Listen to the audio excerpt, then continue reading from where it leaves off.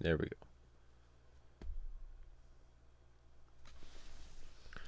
Alright, yeah, it's, before I get too far along, though, I would like to explain some of the stuff I did, yesterday.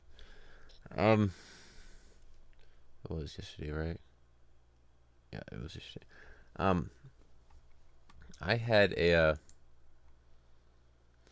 well, let me back up just a bit first. I, I told you guys before I was trying a new router, but that, wasn't working. We had it working, but then we swapped plans and it didn't work, and we went through all the hoops and things, and still didn't work out. We did a lot of research to try and find that particular device, and that one was apparently the one that worked. Everybody was clamoring praises for that device, though we've had a lot of issues with it. That said, um, I thought that was a dead end until my sister, um, had a coworker who, um, has a family member or a friend, one or the other, who worked at this place who was selling a similar device and said we should give that one a shot. So we said, why not? They also had a loaner device, so they let us borrow it for a day and test it out. Lo and behold, it works perfectly. Had a few issues, but I was using it yesterday. Um, it was just you plug it in, and it goes. It works. It does whatever you need it to, and it's also an unlimited plan. No jerry rigging of things to go around. So we'll be looking into that. The only issue is it's a bit steeper of a price to a monthly price. So we're trying to organize that out, get that all sorted out. In the meantime, we're still having to use HughesNet satellite for the moment. Anyway, with that, we'll get back to the story. We left off with the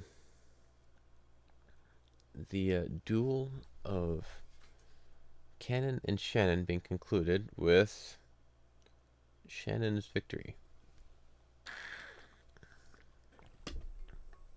With Shannon's victory, Cannon died, was disappeared from the game board. He just started bleeding from his forehead and went poof. And apparently that weirded out a lot of people in the room for good reason. Then, trying to get my ducks in a row here. There was the wedding. Erica made a very, very unsavory ring, and a whole bad experience with putting that on Battler. And I believe this is when Beatrice is going to make her big debut and become an actual wedding crasher. We'll see what happens, though. I'm just making a guess as to what's going to happen. Somebody's going to lose during this episode. Maybe. We'll see. We'll see. At that moment, the cathedral suddenly went black. The surprised commotion of the guests filled the cathedral. She's here. It actually went black. 00, calling all Chiestas. Code R alert. Chiesta 17, can you prepare the electrical systems? Negative. Communications with the management staff have been severed. All Chiestas, code red. Rock and roll. Copy? Copy. Understood. Copy. The sniper teams and the chandeliers all released their safeties at once. The entire security team down in the hall loaded their ammunition. And why would a witch's place have electricity? Seems a bit odd, but alright, we'll go with it. Lady Erica, let us evacuate to the waiting room. It is dangerous here. Oh, it's dangerous. I'm the territory lord of this world. Why should I have to run away in fear? Did you not just mentally encapsulate the previous territory lord to steal his shit? Gertrude, set up a VIP guard barrier. Call Cornelia back here at once. Yes, executing. A barrier? I need to be wrapped in one of your pitiful, pathetic barriers while I'm wearing a wedding dress? How insulting. That's what you're worried about? An insult? This disturbance made even Battler groan as he sat in the next seat over like a doll. Even with his soul sealed, Battler probably realized that something strange was going on. She's late? Right, Lambda? Totally. She sure kept us waiting. What was that just now? A love letter from someone? A fan letter? From the Lambda-chan fan club. Lambda Delta played dumb and munched some popcorn. Then the lights finally turned on.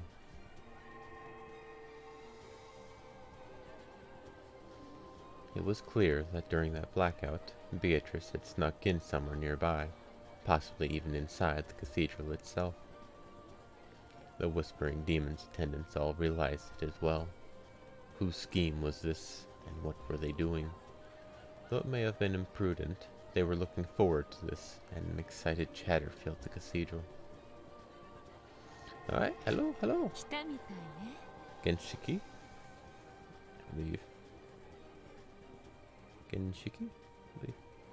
I always have this trouble with the she, si, and so. Those are always hard ones to sort out, especially at a glance.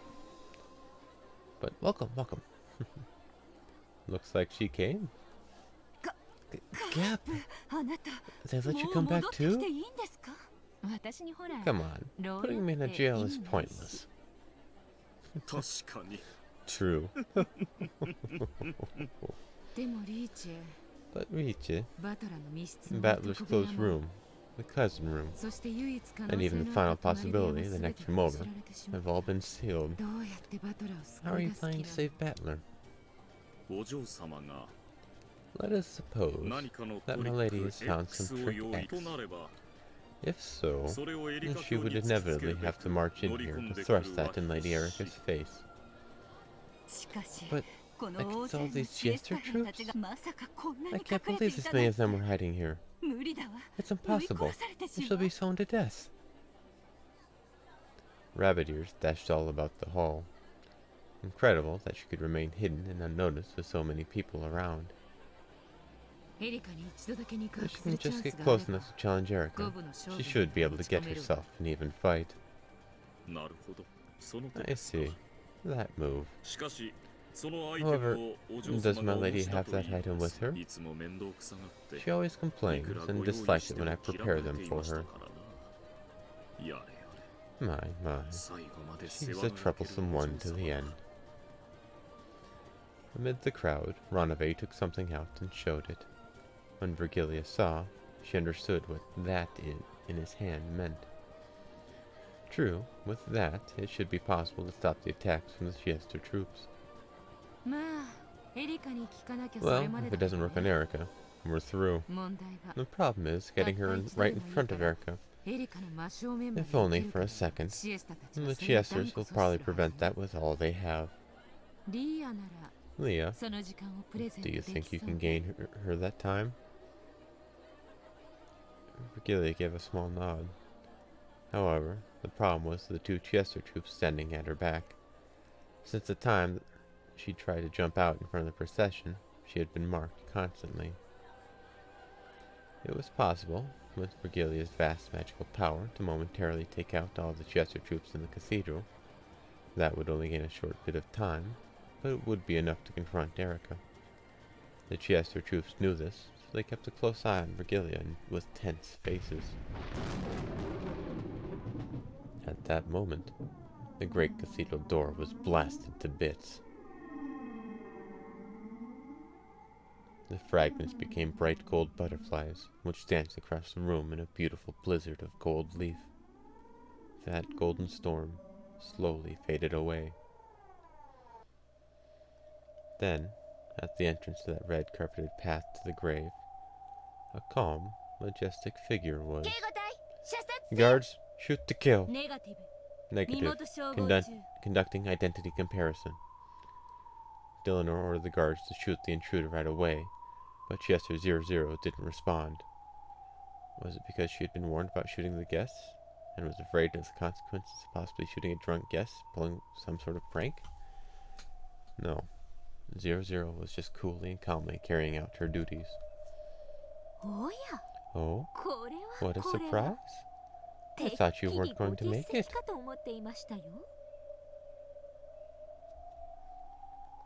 The pair faced each other from either end of the long red carpet. However, in between them stood several dozen Chester honor guards. It took you quite some time to come here, most 100 guests. You had us all quite worried. But I am glad you managed to make it to the reception at least. She's got an eagle on her forehead.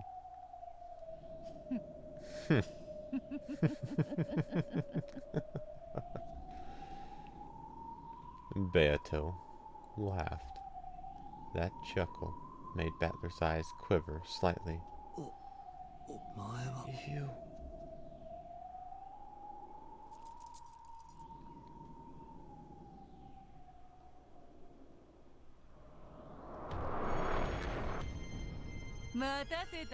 Did I keep you waiting, Furudo Erika? I'm here to celebrate! She had an overpowering and evil presence about her, strong enough to make anyone shiver. Was there really any need to confirm her identity now? Who else could possess such an overwhelming presence?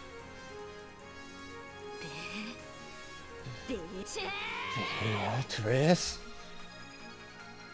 Let us meet again in hell, in a favorite parting line of mine. But... identity confirmed. It is the great Lady Beatrice. This time, it really did happen. Furudo Erika! At that moment, the two Chester troops standing behind Virgilia slumped over and fell to the floor. Ranave had touched the bases of their big ears from behind. Vulcan demonic ear pinch. It was clear that he had applied some sort of magic. Someone find a doctor. These girls appear to be ill. All jesters, open fire!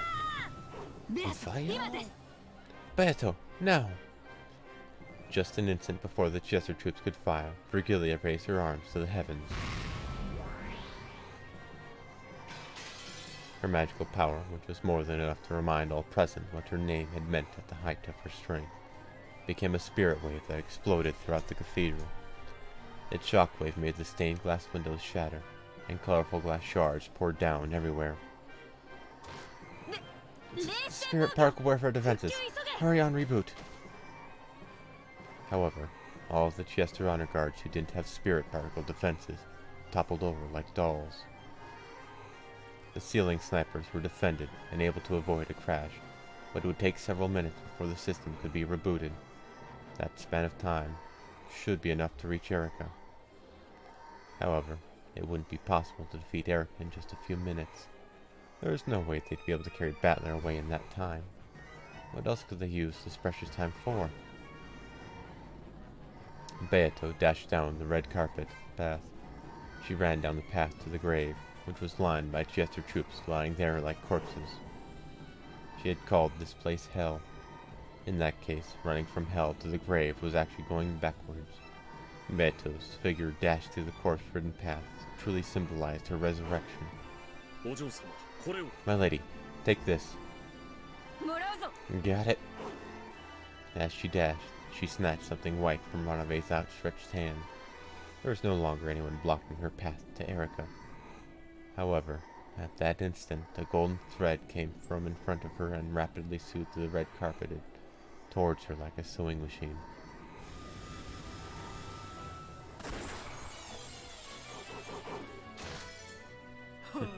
Oh, we have a meddler. Reloading complete. Requesting data, Nia. Firing radar targeted. Data link to 410. 410 was clever. She had predicted that Vergiliae would go for a spirit particle attack, and had folded her ears and 45s over beforehand. So, they were the only ones who weren't taken out. Firing. Once again, the golden sewing thread crashed after Beato, weaving like a sewing machine. It was as though an undulating golden snake was shooting after her. Impudence. You mean to delay my precious showdown with Erica? Beato jumped sideways away from the red carpet, then dashed across the long table covered with beautiful food.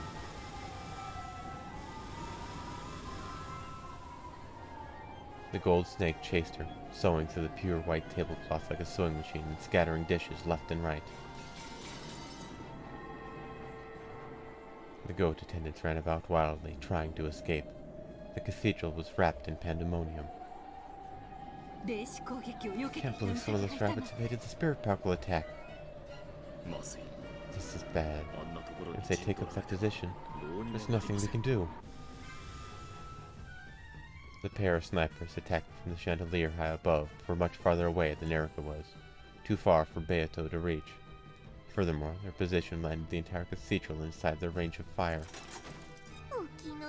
Too bad, yeah? Beatrice-sama. The trials of love are harsh, yeah? 45. New magazine. You mean this? Gap handed her the magazine. 45 always handed them over backwards, so 410 was a bit confused to have one handed to her the right way up. Hmm?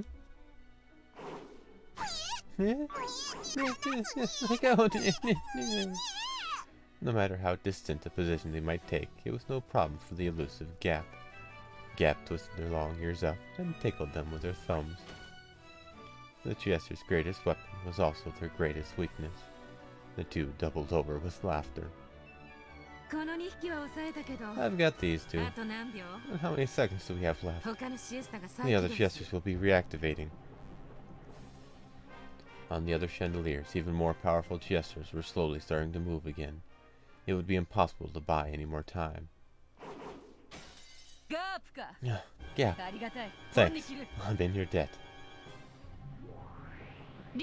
Don't forget to thank these guys, too. Beato, good luck. Hang in there. We don't have much time.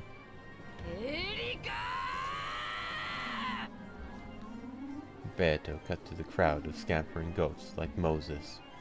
Her goal was straight in front of her, the place where Erica and Battler were seated.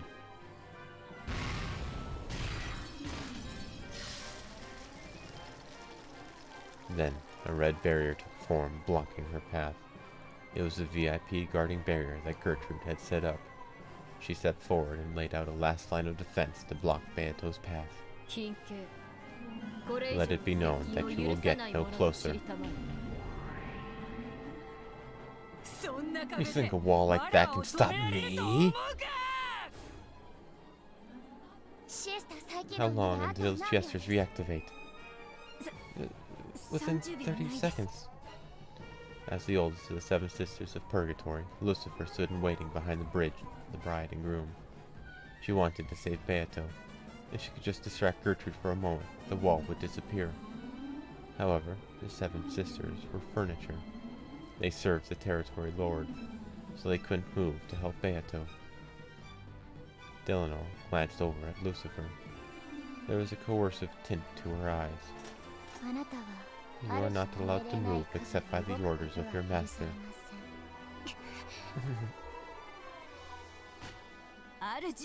Who's our master? It's Erica now, idiot. No, our master is Battler-sama. True, Erica only speaks on his behalf. That's right, One-sama. Whose furniture are we? It's just too delicious. Let's dig in. The red absolute barrier flickered for just an instant.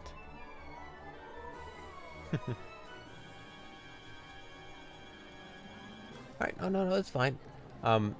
Monday, Tuesday, Wednesday is Danganronpa. Thursday, Friday is Umineko. So it goes 3 and then 2. 3 and then 2. The red, absolute barrier flickered for just an instant. Beelzebub's stake had pierced Gertrude's shoulder, and her concentration had wavered. But it didn't break. Slowly and expressionlessly, Gertrude turned to look at Lucifer.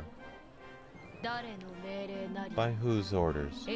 Know that Lady Erica has made no such order. We do have orders.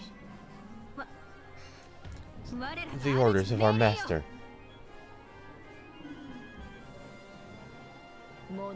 How can a master who cannot speak give orders? Even though he can't talk, understanding your master's will is furniture's job. Then, it cannot be helped. The 7 stakes shot at Gertrude at once. Gertrude had chosen to take all of those direct attacks, refusing to abandon the barrier until the last moment. Though she was resilient enough to be called a literal Iron Maiden and received no damage at all, it was more than enough to make her flinch and lose control of the barrier. Good work, my furniture! Beato shot through the scattered red fragments of the barrier, and she was finally right in front of the bride, her rival, Erika. However, there stood the final shield protecting Erika. Death sentence Dillinor. You're too late. Yes, good expression. Time is already up, Lady Beatrice. Siesta 17. Data link to all siestas. Incoming data from Archangel Satellite. Homing format. Verdict model conceptual guidance. Siesta 20. Reactivation complete. Siesta 127. Reactivation complete.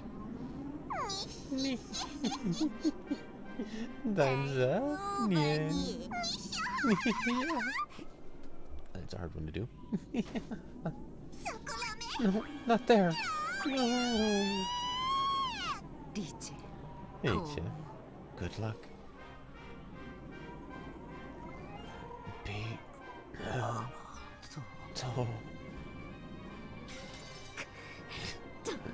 Dillinor. Back off, Dillinor 8 Nox. This isn't your fight. I have received the red truth denying you from Lady Burncastle. I'm afraid that this will become your grave. I don't know what Burncastle has allowed her to say. However, I don't need to sit around and let that longsword tell me. I'll play with you all you want later, but for now, back off. There's no time. The jesters have already finished reactivating. I'm only living on a bit of borrowed time. You will be the one to retreat. You are the pitiable actor who has chosen the wrong time to make an appearance. Dillinor's red longsword cut a large arc of absolute denial, which headed straight for the crown of Beato's head. However, in that instant there was the thunk, and the curve missed slightly. Beato didn't let this good fortune go to waste. She slipped past the longsword, knocked Dillinor aside, and finally stood right in front of Erika. This time, not a single person stood in her way. This is popcorn? Where did this come from? Urgent request from the bride's bodyguard team. Let the Chiesa Sisters Imperial Guard fire at the intruder immediately. Popcorn. Apparently popcorn is the ultimate defense.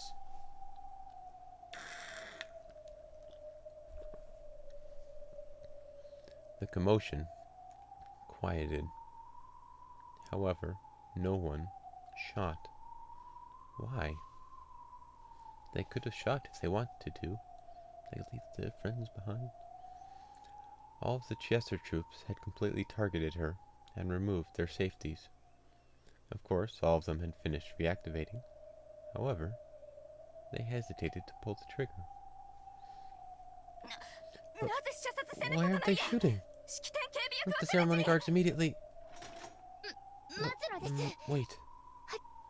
Look at that. Dillner's expression grew grim. Then, she quietly put her red longsword away. After all, Erica would have to make a decision. If she decided to ignore it, they could shoot to kill. However, if Erica picked that up, they must not do so. So they couldn't pull the trigger until Erica decided.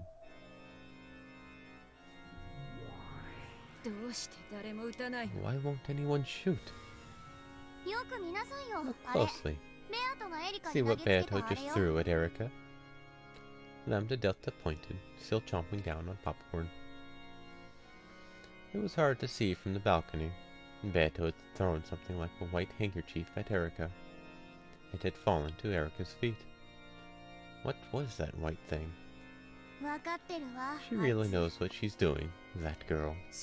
She knows what it means to be the main character. How interesting. The thing that had hit Erica in the face and fallen to the floor was the white glove that Beato had gotten from Ranove. Hitting someone with a glove like that could only mean one thing. It was... Oh, is it Pop? What's this? What does it mean? This is... a request for a duel. If she picks up the glove, it means she's accepted. And if she doesn't, the Chesters will shoot. Why would she pick it up? She doesn't have to. However, we in the demon attendants would probably spread word far and wide that she dishonorably ran away from a duel. She would be known for eternity as a coward who ran away from a duel of love. Alrighty then. Beatrice waited firmly and composedly. If Erica just kicked it away, then at that very instant, the Chesters would probably all fire at once, turning her into golden embroidery. So, Erica didn't have to pick it up. Erica, epic climax is at hand, huh? I thought that was at hand a couple episodes ago. However, she could not afford to be afraid of picking it up. After all, she was the true victor, who had defeated Battler's closed room trick and logic. If she was the victor, she should have nothing to fear. So, if she was afraid of doing it, it would prove that she still felt a tinge of doubt about her victory. If I don't pick it up, I can kill you without getting these clothes dirty. It would probably liven up your reception. However, you will pick it up. Oh, and why is that? I've brought a wonderful gift, just perfect for you. You want to know what that is? Therefore you'll pick it up? Not interested. Goodbye. You'll pick it up? I know. That you want to hear about the closed room I've brought you, which, unlike that trivial gesture of Battler's, is simple, basic, and absolutely cannot be solved. Closed room that absolutely cannot be solved? I know you want to accept my challenge. After all, you are the detective. Erica threw off her wedding dress as though it were a cape. Yes, before she's a bride or a priest or a witch, she is one thing first and foremost. I am the detective. I acknowledge you as my opponent.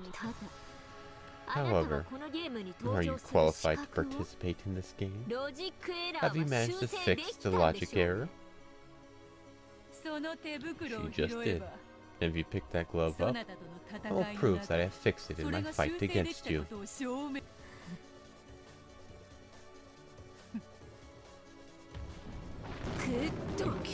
Good. Oh, the cathedral was filled with chatter. Erica had picked up the glove. A duel. The cathedral was wrapped in a bizarre excitement. At Erica's nod, Dillinor pushed the crowd away, leaving the pair alone. People were permitted to witness this duel. However, no one would be allowed to interfere in any way. Ugh. Or something like that.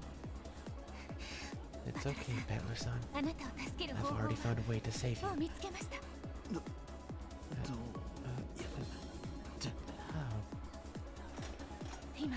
I'm going to save you now. Please, hang in there, just a little longer. Beato's resolute expression returned, and she grinned boldly, looking down on Erica. Ah, there can be no doubt. That's the expression worn only by the Golden Witch, the presence of the Master of Closed Rooms. Because only Beatrice could pull off a look like that. I just can't make that face. My face hasn't been that way. A shadow dashed through the stormy rose garden. It was incredibly light and swift. The raindrops never touched him. He made no splashes in the countless puddles. His feet left no tracks in the mud. When you have read Truth Bullets for Cannon's murder class trial.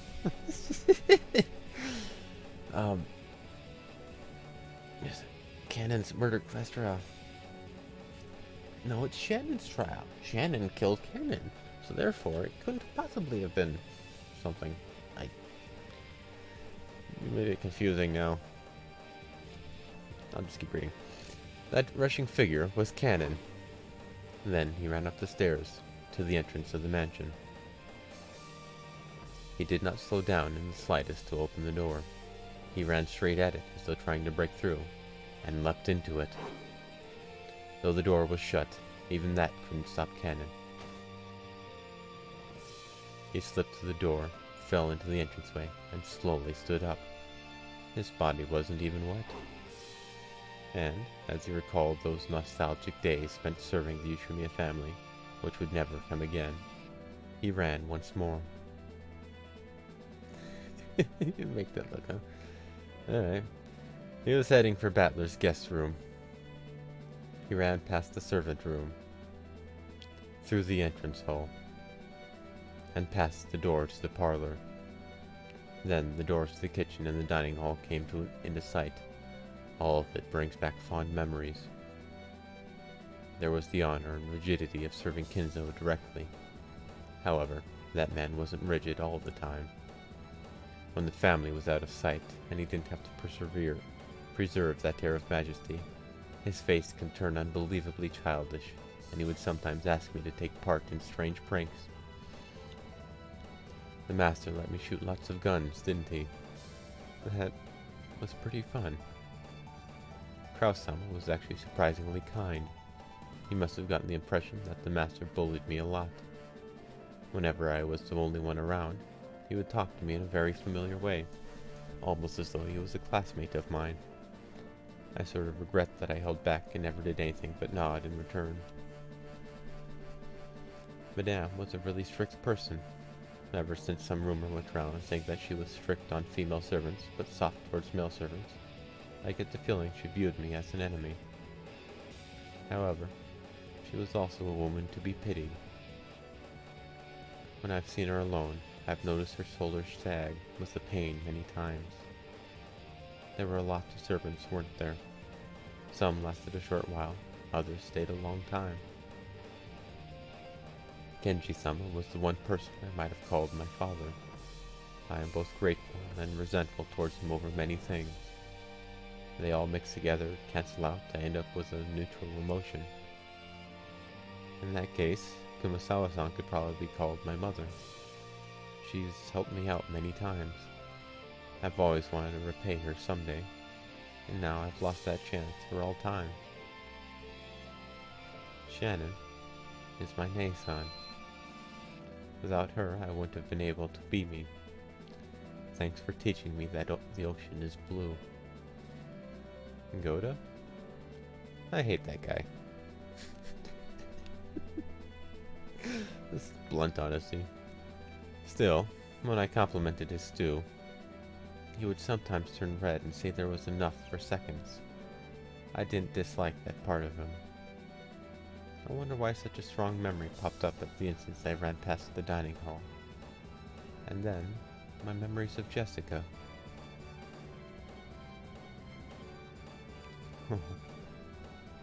It's a boy servant.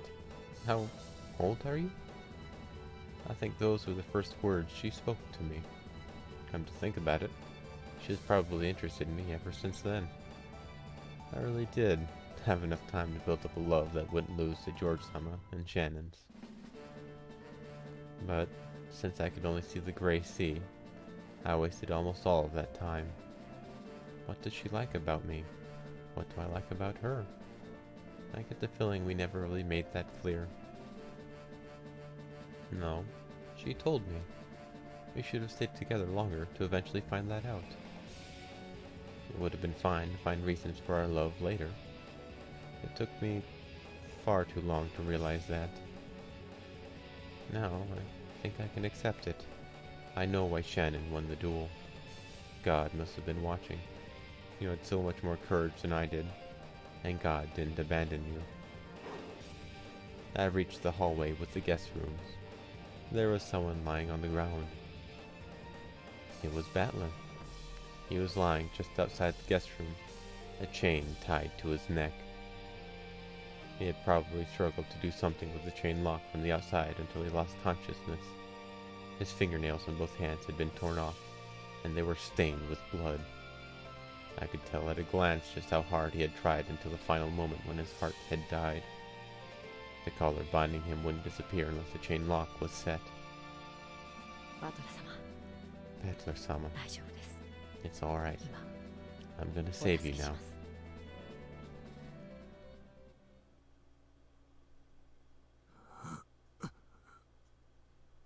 Battler responded faintly. He probably hadn't even imagined that help would come to his eternal closed room. He was so scared that this might be an auditory hallucination, brought about by a fleeting delusion, that he couldn't bear to open his eyes easily. Kennen grabbed Battler by the arms and dragged him into the room.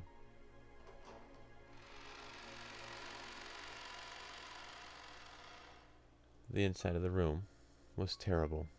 The windows had been brutally shattered, and the wind and rain had made its way inside.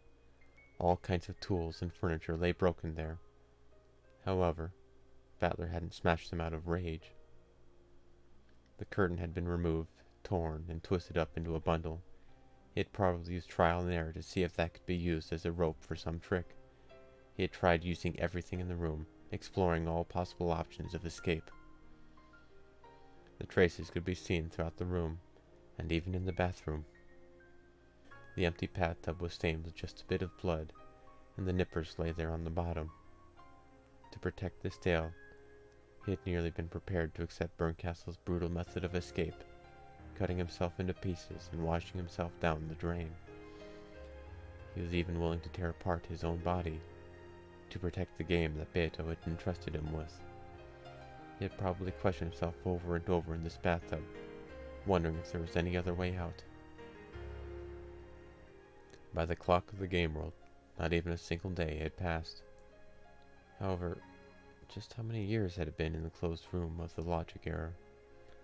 When faced with an endless span of time, any way of ending it, no matter how cruel, is tempting. However, he had rejected that until the very end. And, even in the last moment when his heart died, he had wanted so much to show his iron will to escape from this closed room that he had chosen to fall here in the corridor with the chain still around his neck. Battler-sama, it's canon. Please, come to your senses. He wiped Battler's face with a towel, wetted in the sink. In response to that cold sensation, Battler's heart slowly started beating again.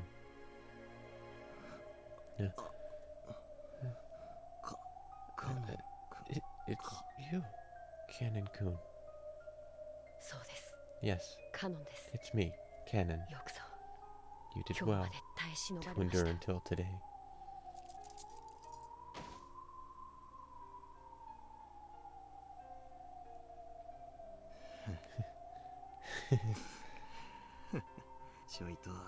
Looks like I slept in just a little too much. Battler realized that the feel of the towel on his neck and of the cursed collar and chain were gone. There's no longer anything binding you here. Come on. Please, head back quickly. But if I unset that chain lock, that chain will come back. Don't worry. No longer does any chain exist to bind you, Battler. Sama, I will remain here. What did you say? By now, Battler knew the terror of this endless closed room better than anyone else. So he was more filled with shock than happiness. Shock at the determination of the one who was willing to become the new prisoner. I will be fine. There is no need to worry. But Battler-sama, isn't there still something you have to do?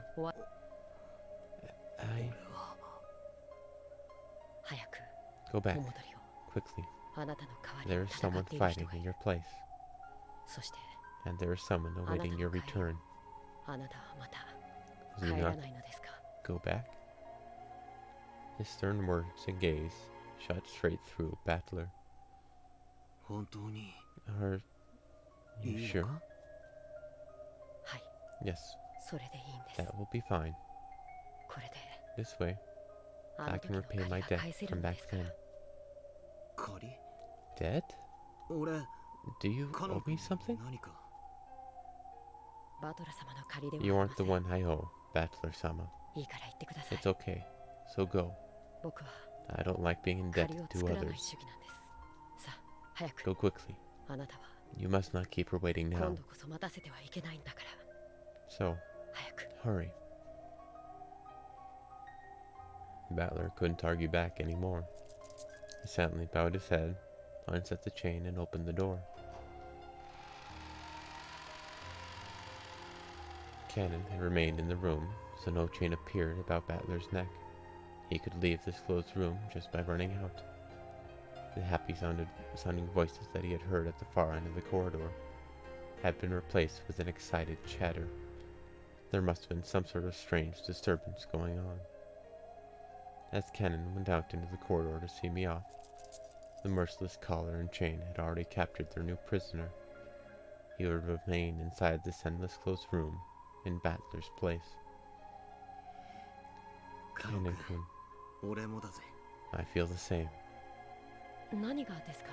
About what? I don't like keeping debts. I'll definitely repay you. And I'll do it soon. I hope I can count on that. Go on, run. Run to the one you love. And please, never get lost again. Battler didn't turn back again. He ran with everything he had. He ran out into the corridor, whose warmth he had cursed so many times. That cursed chain no longer bound him. He ran to the very end of the corridor, beyond the light.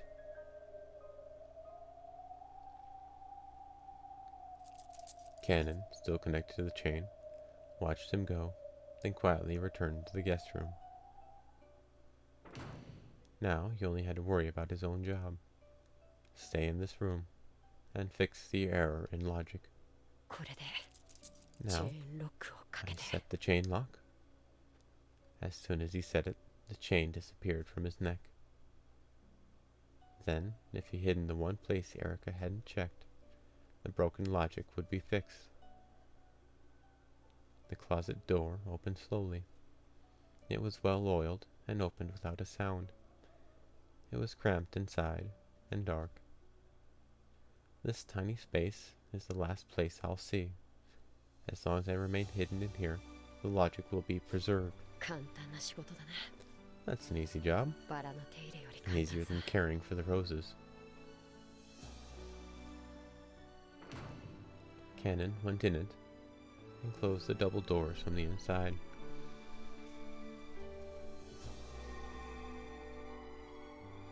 As soon as he did, a single small gold butterfly appeared, melted into the darkness of the closet, and vanished.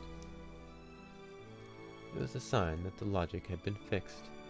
The witch's game had already stopped, and the clock of the world of pieces would never tick again. So, for all eternity, no one would come to save him from this place. That's okay. This way, I've paid back my debt. Beatrice. The power of the gold butterfly brooch taught me about love. In the third game, it gave me some quiet time alone with Jessica. I get the feeling it did many other small things for me. At any rate, I've paid back all of my debts now. Now, all of my debts are... That music tape Jessica lent me. I never gave that back, did I? That's okay. Isn't it, Jessica? I like that one. Can I accept that as a present? You want me to dub over it and hand it back?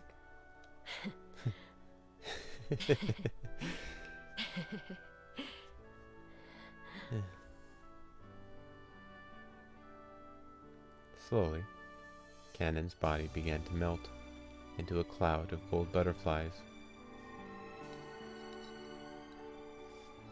And, after the inside of the cramped, dark closet glittered like a golden planetarium, it faded away like the light of fireflies, and was painted over by a pitch blackness, for all eternity.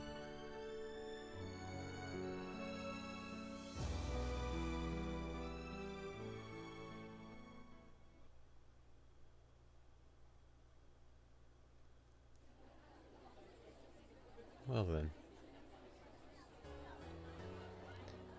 In the cathedral, the goat attendants were all jostling around either side of the red carpet. On the red carpet, standing across from each other, were Beato and Erica. In their hands were the pistols given to them by Zepar and Furfur.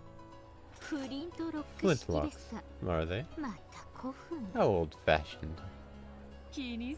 Pay it no mind. Demons are very particular about style.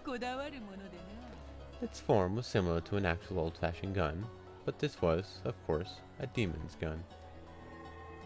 This wasn't a gun that would propel a lead bullet with an explosion caused by gunpowder, like the pistols used in the duels between Shannon and Cannon, whose bullets had contained a magic that would always kill. These pistols also had bullets that were not made of lead. Beato. There's no need to worry. She'll win easily, and you'll have to deal with her insults again, Leah. When this match is over, we should ask to be paid every now and then. After the fight ends, perhaps the occasional trip down to the Caribbean would be satisfactory. Enough talk about when the fight is over. That's an ill omen before a duel. Yeah, red flag. Beato, take this seriously. This is no time to be standing around laughing. Yeah, red flags are serious. They are part of a planning tactic. Why is Riche relaxed and Leah tense? Come on. Beatrice-sama, you can do it. Beatrice-sama is at a disadvantage in this duel. Why? Normally, witches are able to use strength in numbers to achieve victory. However, since the game has been suspended, she has nothing on her side except the riddle of Battler-sama's guest room. Farrakhan just served a blue wedge through that one riddle. It'll mean she solved everything. They can win. I believe in Beatrice-sama and Battler-sama, our two masters. Did you call me? Thanks. For once, it feels as though our chances of winning are 50-50, so I'd like to thank you beforehand. It is simply my job. There is no need to thank me. In the last game, when you protected me after I lost pathetically, I was happy. That was the first time in my life that anyone has ever protected me. Even my master has never done so. All she has given me is a way to cancel out my pain by exposing the truth of others, so that everyone ends up hurting each other. Please, forgive my arrogance. I felt that I needed to protect you. When I realized that the frail truth you lived by, when I saw you being tormented by the tyranny of a mixture of truth and lies that seemed more plausible, I wanted to protect you. Thank you.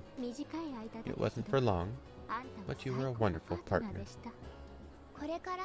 and will remain so. You're right.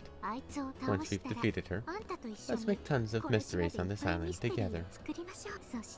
I'll have you solve them, and tease you as we play. How does that sound? I like it. I look forward to your challenge. Sorry, that's a lie. I take it back. That'd be one of those loser flags, wouldn't it? Yeah, no. See? It's an important tactic.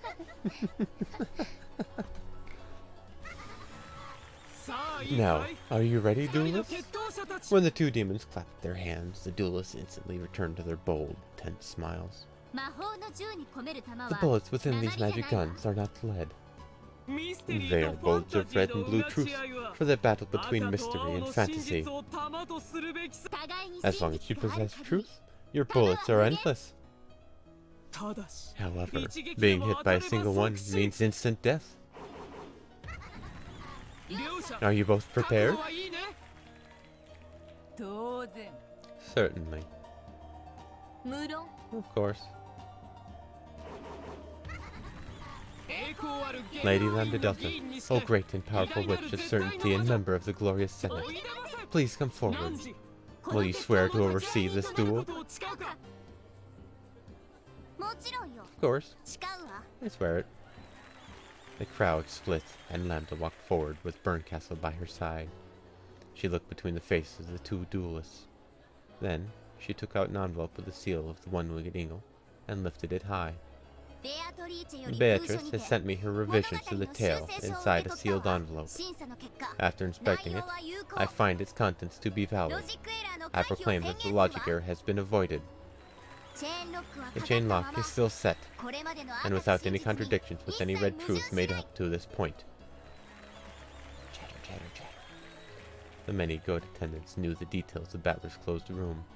They realized how difficult it was. And though fiery debates had swept across the crowd during the reception, none had been able to find an answer. And now, it was clear that Beatrice had already reached one. Therefore, this duel is legitimate. It will center around one single point: the closed room of Battler's guest room. Battler disappeared from within a closed room sealed by a chain lock. Therefore, Erica has been armed with the blue truth. Beatrice has been armed with the red truth to counter back. The duel will continue until one side is victorious. Splendid. Perfect. Okay. Well then, Beato, present your new revised tale and riddle to Erica. Canon used magic to escape from the cousin room without breaking the seals. He reached the guest room and used magic to let Battler escape from that closed room.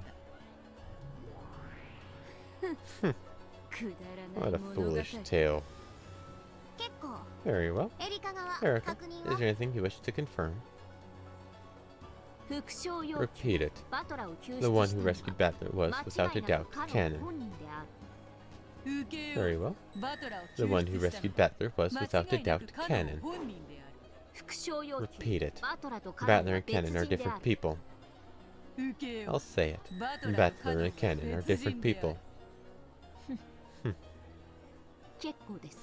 That's enough. Erica, are you done confirming things? That was all I needed. I've already decided how to fight. Okay. Let both sides load their bullets. Witches apparently have a tactic for having interesting faces. Erica turned around, pressing her finger against the barrel of the pistol, made her blue truth into a bullet, then pushed it in. There was no rule saying that she had to turn away, but she didn't want her expression to be read. Or it might have been because she couldn't stand the tension of looking at Beato's bold smile. Beato had already finished loading her red truth. She waited for Erica to finish while calmly puffing on her pipe. Then she looked at Battler, who sat on the throne of the Territory Lord, right next to the two witches who were here as witnesses. Battler's consciousness was still hazy. However, he apparently understood that Beato had come to duel for his sake, so that he could be saved. It was all he could do to just look at Beato with those sluggish eyes. But a flood of emotions passed between them. There was no need for words. A look was enough for them now. Erica closed her eyes tightly, her fingers still up against the barrel. At that moment, her stunning powers of concentration made all the distractions of the outside world disappear. Good. It's always been like this, but my concentration really is good. Are you ready, me? Furudo, Erica. First, let's lay out the situation. Battler disappeared from that closed room. The chain lock is set. Did he disappear by magic? Of course not. There has to be a trick. Cannon didn't save him with magic. He just came, took Battler's place, and set the chain. Everyone knows that much. The problem is the next step. No, it's actually a step before that one. Cannon was in the cousin room in the guest house. That room was completely sealed with packing tape, and it's been proven that the seal was intact until the time of the logic error. In other words, Cannon escaped from a closed room that was absolute, with no chance of excuses or twisted logic. Good? This is why she called it a simple yet ultimate closed room.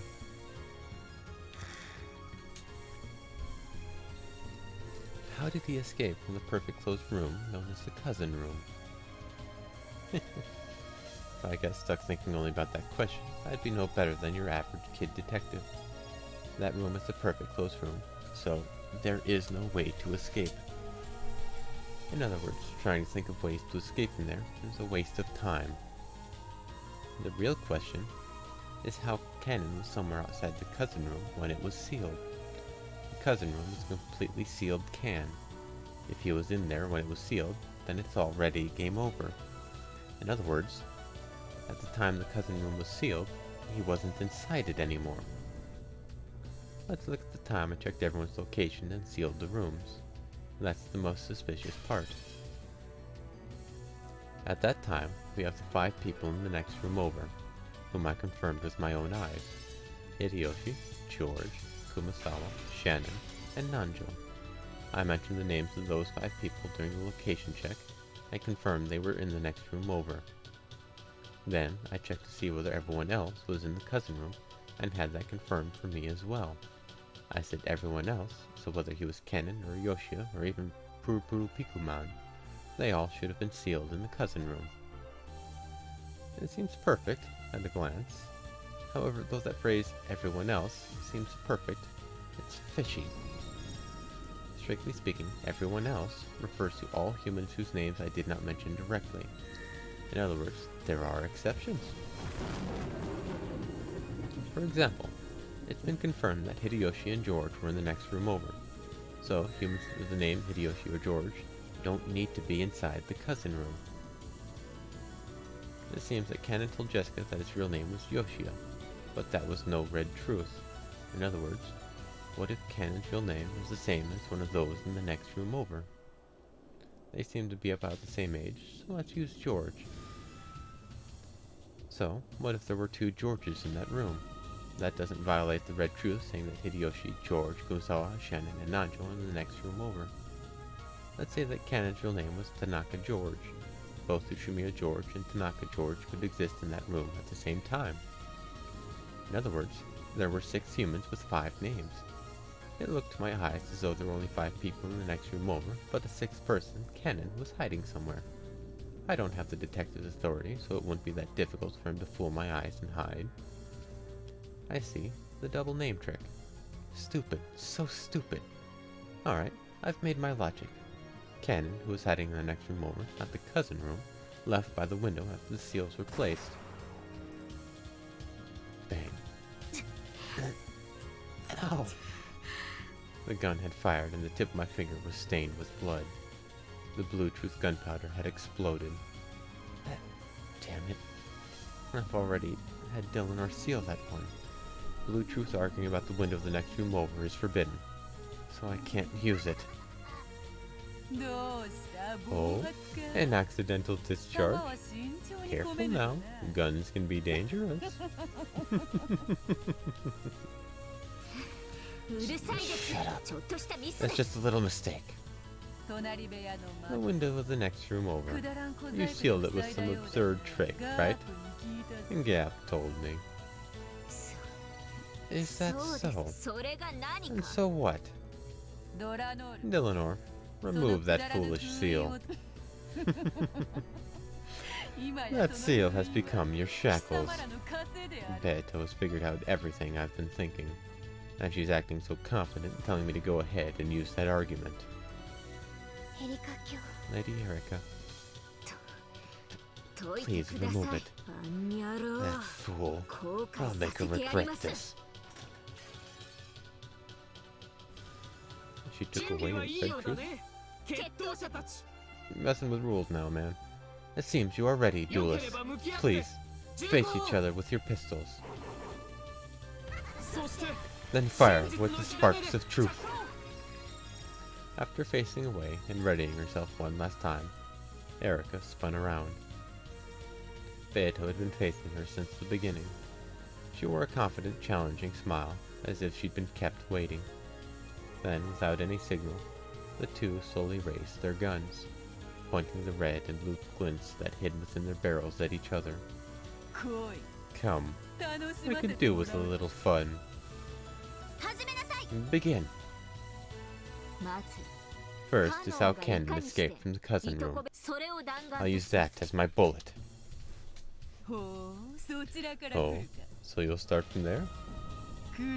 Let's have it. Hold nothing back. Here I go. After holding the gun high and pointing it at Beato once more, Erika pulled the trigger with statements of red and blue truth. The cousin room is guaranteed to be a perfect closed room until the end. So if Kennen really was in this room, it would be impossible for him to escape. In other words, Kennen was not in that room at the time it was sealed. The name Kennen is an alias. His real name is still unknown. If his real name happens to be the same as anyone in the next room over, that wouldn't contradict the check on who was in that room. In other words, it's possible for him to be in the next room over, not the cousin room.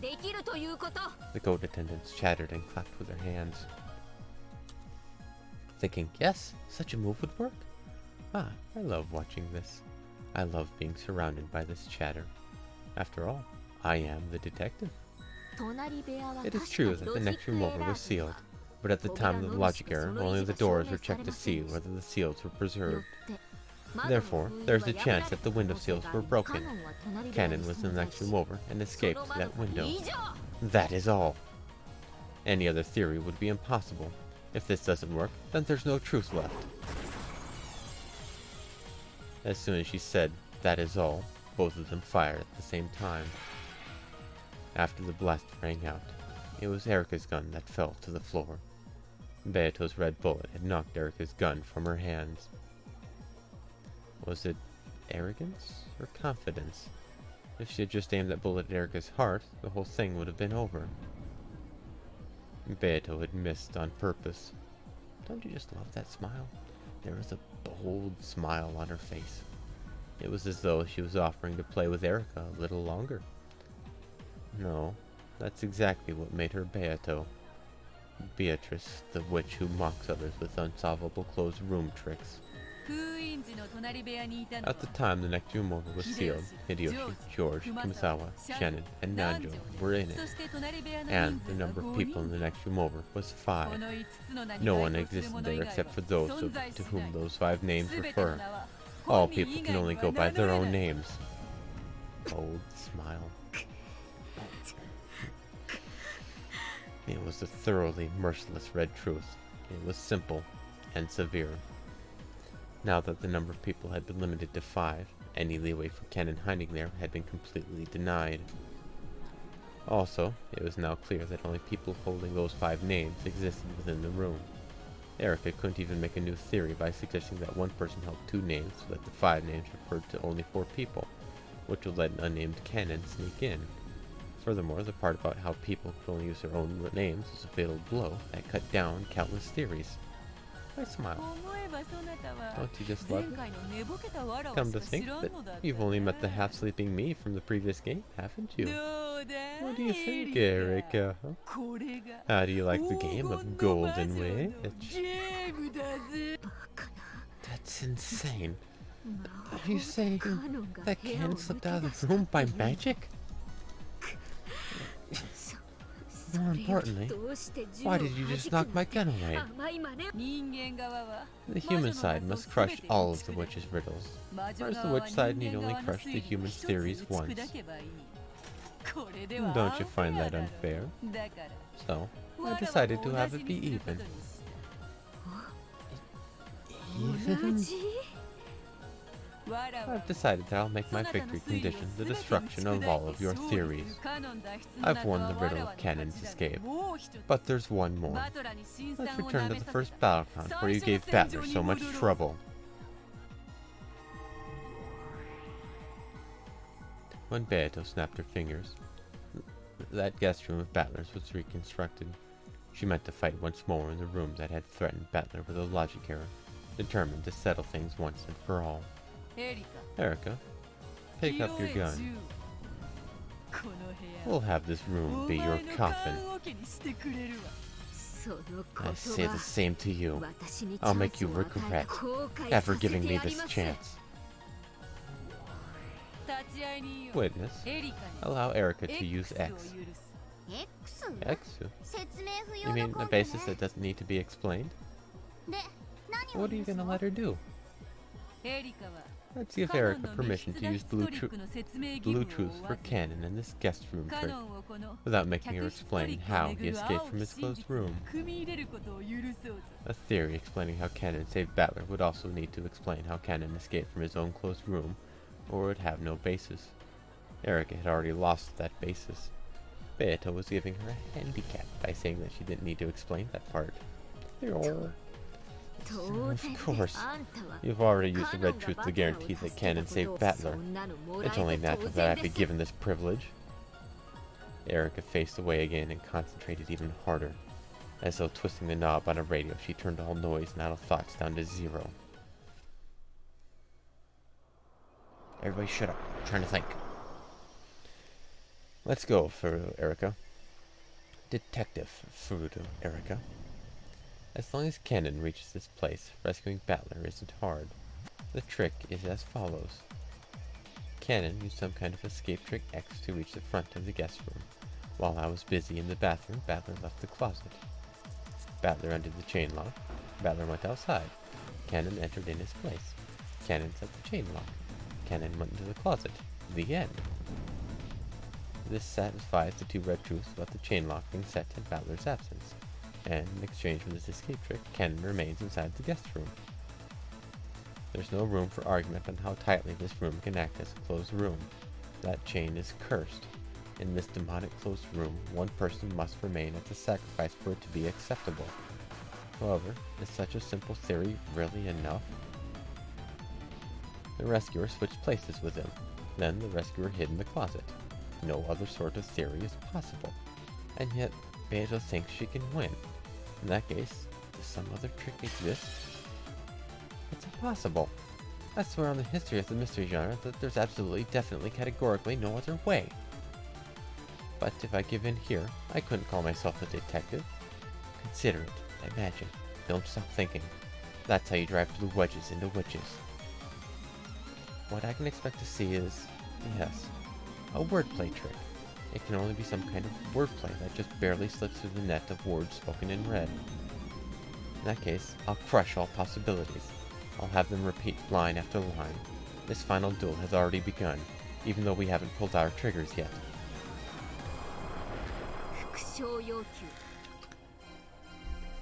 Repeat it. At the time Battler was rescued, only Cannon entered the guest room. I acknowledge it. At the time Battler was rescued, only Cannon entered the guest room. I believe that was the whole point. Repeat it. From the time I entered the room to the time of the logic error, Battler, Cannon, and I were the only ones who entered or exited the room. I acknowledge it. From the time you entered the room to the time of the logic error, you, Battler, and Cannon were the only ones who went in or out of the guest room. Repeat it. This refers to 3 people. I acknowledge it. It refers to 3 people. You, Battler, and Cannon. Confirming definition. Can I assume that when you say 3 people, that's equal to the number of bodies? You're saying that 3 bodies went in or out of the room, right? I've had enough of these things about being mixed about with names and numbers of people. I want this point to be clear. Of course, 3 people, in other words, 3 bodies, went in or out. Only you and Cannon entered, and only Battler left. It has already been said in red that all people can only use their own names. Therefore, the names Erica, Battler, and Cannon can only be used by those people. Repeat it. I am not the rescuer. Of course. You are the detective, are you not? Don't worry. I will respect that.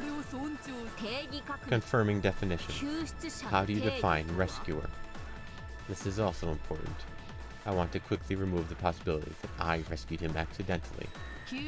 I'll define rescuer to mean any person who reset the chain lock after Battler unset it. This definition applies whether said person intended to rescue Battler or not. Since you said after Battler unset the chain lock, it's impossible for this to have occurred before I set foot in the room. From that point on, I wouldn't undo the chain again for all eternity. After all, the game was suspended at that point. Therefore, it was impossible for me to have been the rescuer accidentally. More, I can focus it even more. The chain can only be set from the inside. It's impossible for a person to escape on their own. Therefore, we know that Battler didn't escape by himself. And I'm not the rescuer. Only Cannon can be the rescuer. And Beto has already said that Cannon is the rescuer with the red truth. Wait, let's fall asleep. There's nothing to doubt. There's no room for anyone but Cannon to be involved. At least, so far. Repeat it. Going in or out refers to when someone crosses the boundary between the guest room and the area outside it. I acknowledge it. Repeat it. By the guest room, we're referring to the entirety of the bedroom, the bathroom, and the closet. I acknowledge it. I have no intention of wriggling out of this by saying the closet isn't a part of the guest room. Confirming definition. The inside of the guest room is divided into 3 sections: the bedroom, the bathroom, and the closet. I also recognize it as such. Furthermore, you have already confirmed with the red truth that 2 of those sections, the bedroom and the bathroom, had no one hiding in them. Repeat it. There is someone in the closet. I refuse. Why is that? Because Cannon is hiding there? Cannon can use magic. It's true that he hid himself in the closet for a time, but he then immediately vanished with his magic. So there is no one in the closet. I cannot respond. I ask you to repeat it once more. Fool, the witch side has no obligation to explain how they did things with magic. No, it's completely obvious. There's no way she could say that Cannon disappeared with magic using the red truth. After all, magic doesn't exist. But is this enough? I've gone through every last minor detail, and yet there's an uncanny lack of dubious points. I can't think of any way around the theory I've had since the beginning. Cannon must be in the closet. He has to be. There's no way he isn't. I'll say it again. This closed room can only be escaped from by switching places with a rescuer. If Cannon tries to escape as well, another rescuer would be needed. However, no rescuer exists for Cannon. Battler escaped, so it's impossible for it to be him. And I won't undo the chain for all eternity. The people who have gone in and out of the room have been confirmed both by name and number of people. At this rate, my theory is set in stone. First, here are the details of the situation that are certain. The game ended while I was inside the guest room, so I did not undo the chain lock that I had previously set, so it can't be that he escaped after I left the room. Furthermore, the chain lock was set at the same time I entered the room. No one could have left the room during the few seconds between the time I entered and the time I set the chain lock. The guest room was sealed at the time Battler's corpse was examined, so until I came again and broke the seals, it was absolutely impossible for anyone to go in or out. Therefore, when I entered the room, it is certain that Battler was hiding somewhere inside the guest room. The only chance Battler had to escape was after I broke the seals. To be even more specific, he had no chance to escape except for the time I was in the bathroom. By the above premises, Battler's trick to escape with the chain still set is as follows. Because of the aforementioned reasons, the only one who could have set the chain lock, which can only be set from the inside and allowed Battler's escape, is Cannon, the only person to enter the room except for me and Battler. After Cannon entered the room, he set the chain, hid in the one place that he could hide inside the guest room, the closet. Oh, that was close. They almost caught me. They almost tricked me. I thought I'd cornered him in the closet. It's the opposite. They're trying to make me think he's in the closet. What was the order in which I searched the guest room? First, the bedroom. We confirmed with the red that there was nothing there. Then, the bathroom. We confirmed with the red that there was nothing there. That's it right there. When I examined the bedroom, there was nothing there. However, while I was investigating the bathroom, Cannon slipped out of the closet and hid again somewhere in the bedroom. In other words, my guarantee that no one was in the bedroom was torn apart during a span of 1 minute. I've spotted it. This is the witch's trap, an attempt to lure me into thinking that Cannon's in the closet. The place he's really hiding is the bedroom.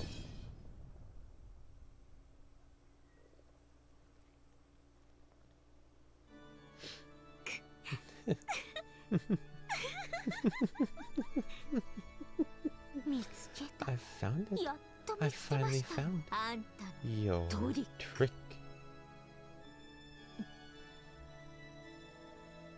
That was a close one. If I'd been one step slower, I'd have said there was nowhere to hide except inside the closet. And then she'd just say that the closet was empty. Huh? No, wait. It works the same way in reverse. I see. Now I get it. It's a logic switching trick. Damn that Beato. So, in resolving the logic error, she's discovered this strange trick. If I only notice the closet, she'll have Cannon hide under the bed. And if I only notice the bed, she'll have Cannon hide in the closet. Even though either one would be right, I'd lose no matter which I chose. Unless I expose both at the same time, I can't checkmate her. Incredible. I've never heard of such an unfair trick. If it was a sleight of hand, it'd just be a cheap one. If it was a mystery, it'd just be cheating. However, in this witch's game, it's a legitimate logic trick. In chess, it'd be called a double check. No, discovered attack. Or wait, would it be a discovered double checkmate? Even though this sort of logic would be a foul trick in the mystery genre, in this world where witches and mystery war, it is such a refined board layout. The beautiful placement of the black pieces that cornered my white king felt almost like an art. So beautiful that, if it were a god in some old legend, I might wish to stick it in the sky as a constellation. That beauty even brought tears to my eyes. For the first time, I felt honored at being allowed to participate in this game of truth and witches as a human. And, ironically, it taught me, the one who had always believed in a single truth, that there isn't necessarily just one truth. If I just broaden my perspective, I can see completely different truths. And though each of those truths are truths, they are incomplete if they're all you can see. In my life until now, just Just how many truths have I missed because I was blinded by some trivial truth? This is the true nature of the world. Because of our arrogance in thinking that only one truth exists, whenever we find one truth, we get blinded to all others. Thank you, Beatrice-san. I never thought that I would learn the true nature of this world from a witch. Slowly, with a soft and quiet gesture, like a flower opening with the morning dew dripping down its side, Erica raised her gun. It's my victory. I've seen through your double check. Then come. Battler's guest room disappearance trick is as follows. While I searched the room, Battler was hiding in the closet. Then, during the disturbance in the bathroom, he entered the chain and escaped from the room. At that time, Cannon was waiting for him in the hallway. Cannon entered the guest room in his place and set the chain. This is the trick to Battler's disappearance. And afterwards, he hid in the bedroom. This happened after I checked to see that there was no one unexpected in the bedroom, so it's valid. In this way, Cannon the rescuer concealed himself in the bedroom.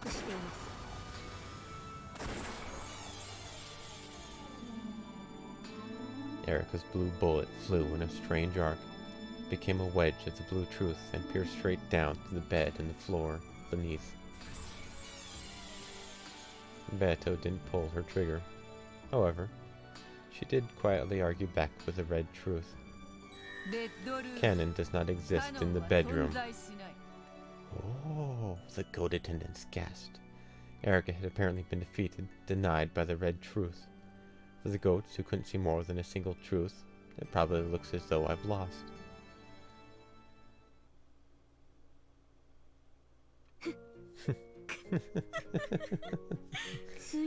Next up is the real one. This is the answer from a human capable of understanding multiple truths. Looks like the tale of illusions will end on the second twilight.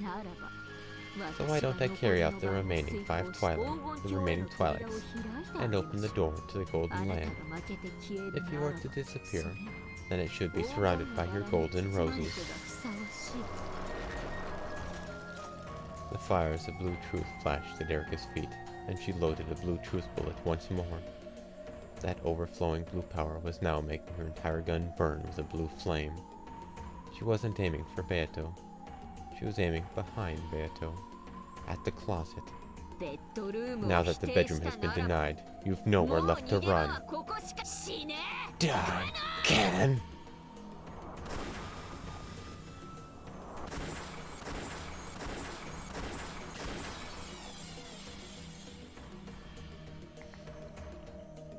The 5 wedges of blue truth she released shot right past Beato's cheek, hair, and shoulders, and pincushioned the door to the closet to gouge whatever human was inside to death.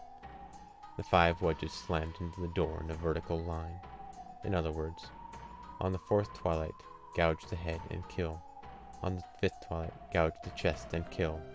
On the 6th twilight, on the 7th twilight, on the 8th twilight, gouge and kill and kill and kill.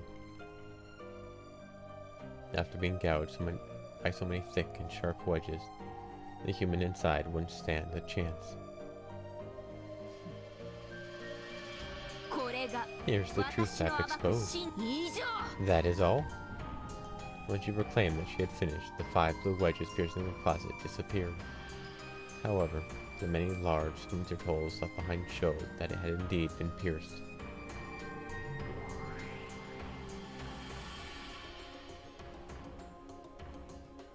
Then, as though this completed the ceremony that led to the Golden Land, the room that had been created around them became countless golden flower petals and drifted away.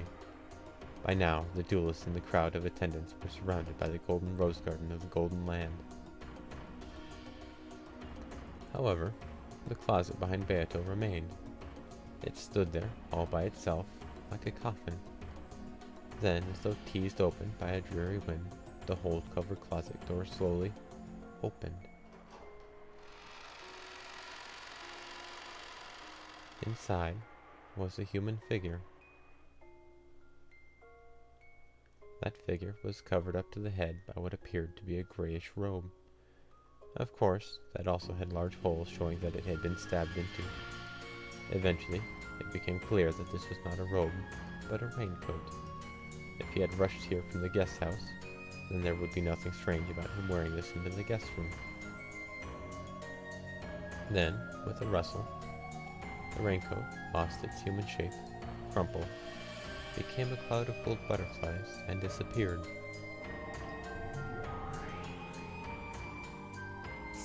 What the? Inside the coffin of the closet, nothing remained except an empty darkness.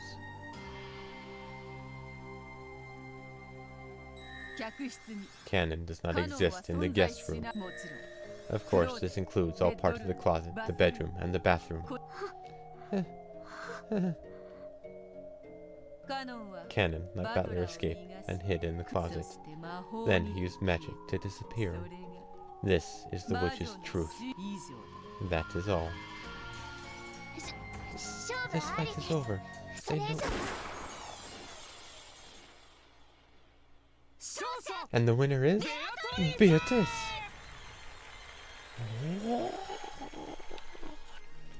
The attendants let out a cheer. Regilia's group couldn't help but scream and shout in joy. The 7 sisters jumped about in celebration. Then, at the same moment, the 2 demons proclaimed Beatrice's victory. The head's ring worn by Erica, who was slowly crumpling to the ground, and the cursed ring on Battler's finger both burst. At the same time, Battler coughed violently. Battler was starting to regain consciousness. Battler! Battler-san! Beto latched onto the coughing Battler in joy. Then Regilia, Gap, and Ronaway did the same. All of the 7 sisters also crowded around him in delight. What a nasty trick. Are you sure something like this will count? With a trick like this, those humans will start complaining again about this is no mystery. No, it was a splendid trick. People without love cannot see it. Battler-san. Battler-san. GG, we'll play easy. 360 no scope. Lady Erica. Lady Erica. Someone, help her quickly. The rose of blood in Erica's chest wouldn't stop opening its petals. 3rd degree conceptual denial syndrome. Use of continuous neutralizer impossible.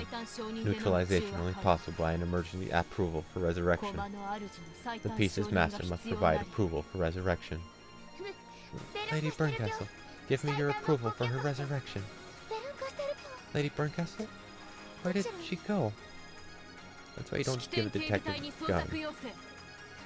No, you give detectives a gun. Otherwise they can't be hard-boiled PI detectives. They have to have a gun. It's a requirement for those guys. Search request to ceremony guards. Find Lady Burncastle. Understood. All gestures. Data link. Search format. How cowardly. To think that someone's master wouldn't watch her pieces duel until the end. No, that is far too cowardly. Erica, who was being held by Dylanor, had already realized that her master was nowhere to be seen. But she didn't feel lonely. On the contrary, she was relieved that she wouldn't need to be brutally scolded in the last moments of her life. Gods and demons, please pass on the story of her noble passing. Noble?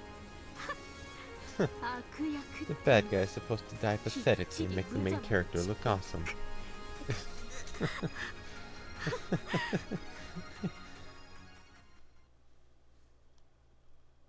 I'm not anyone's piece anymore. I can finally control my own role. Lady Erica, you mustn't move. Stand back. Stay back. When Erica yelled with all her soul, those who surrounded her were forced back and fell on their butts. I am the Witch of Truth, Furuto Erika. The Witch of Truth is the witch who can withstand the truth. Now, I can finally accept the real truth about myself. The toxin of her own concept being denied raced through her. Her vision was already starting to blur. At the other end of the twisted range of vision were Battler and Beato, hugging each other and looking at her. Their expressions are firm. That's okay. Pity and sympathy would only make me look more pathetic. For a loser, that sort of expression is the best. Lady Erika, the duel is already over. It isn't. Not until the pair is separated by death. We won't let anyone disgrace her final moments. The two demons grabbed Dillinore's shoulders and held her back. Dripping blood, breathing heavily, and with an awkward gait, Erika walked towards Beato and Battler despite it all.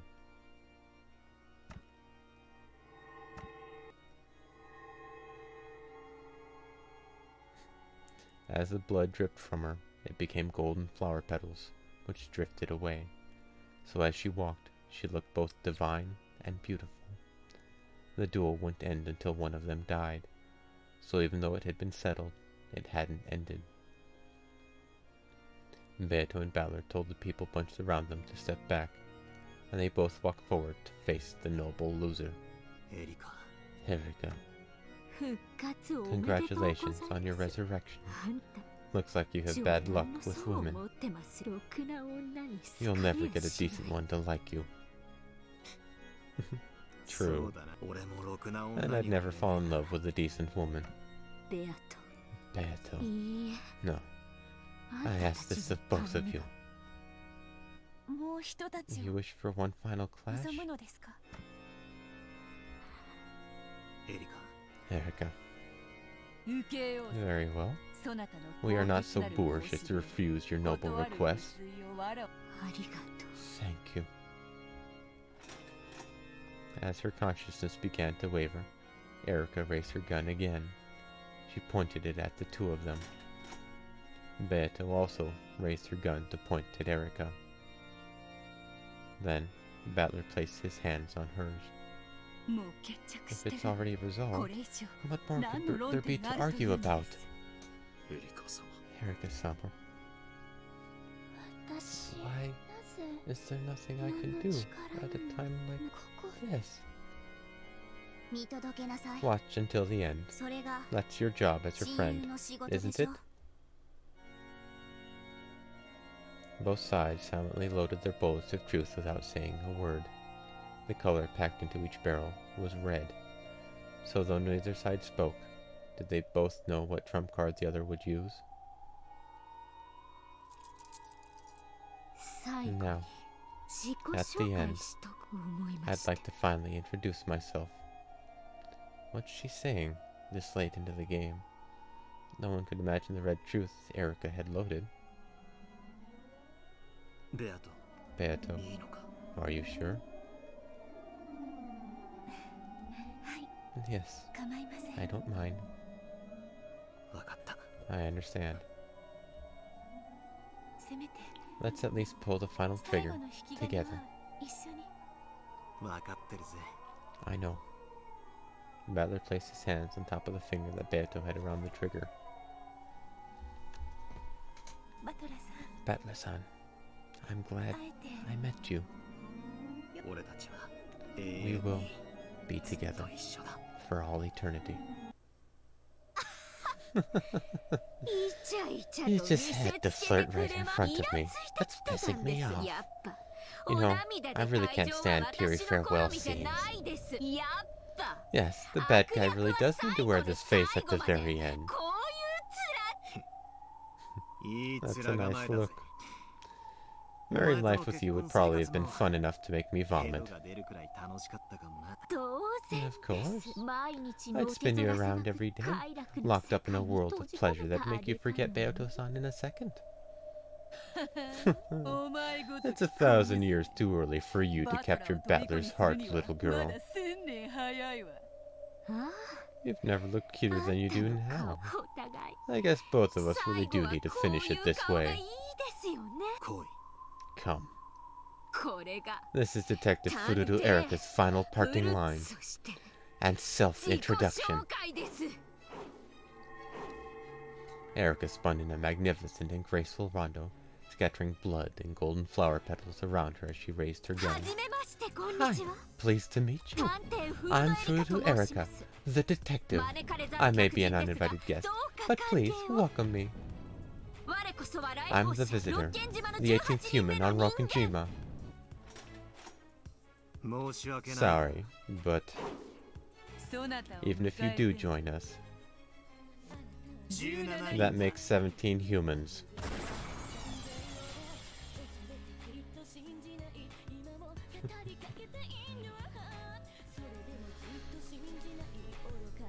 Yeah, that actually is a good song. Here, let me turn it up for you.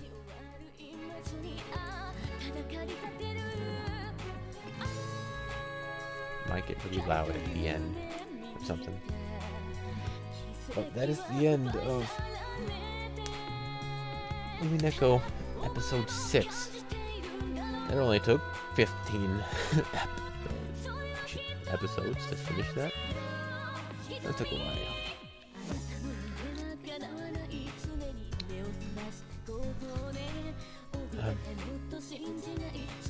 But the double truth does explain a bit of some of how the witch was able to not say things and get away with all that shit.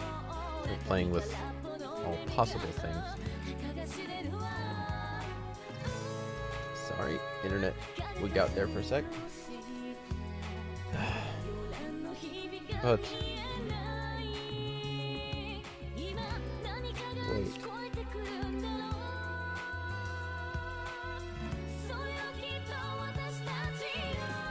Wait.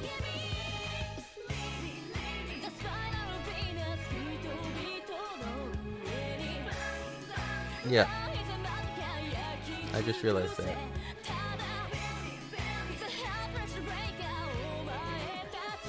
That means Erika doesn't exist.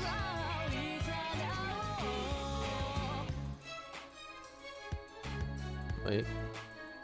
Wait.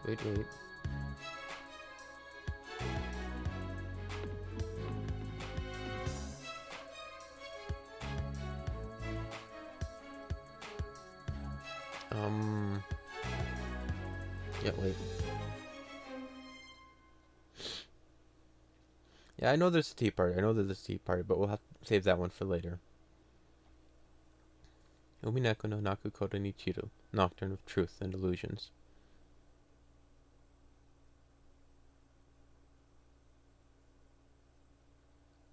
Even if you join us, that makes 17 people. 17 people on the island.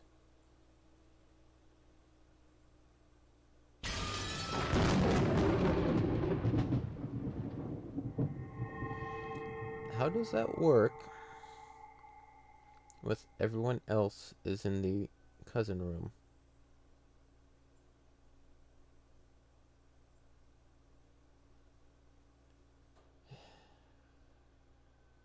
Bullshit. It's just bullshit, man.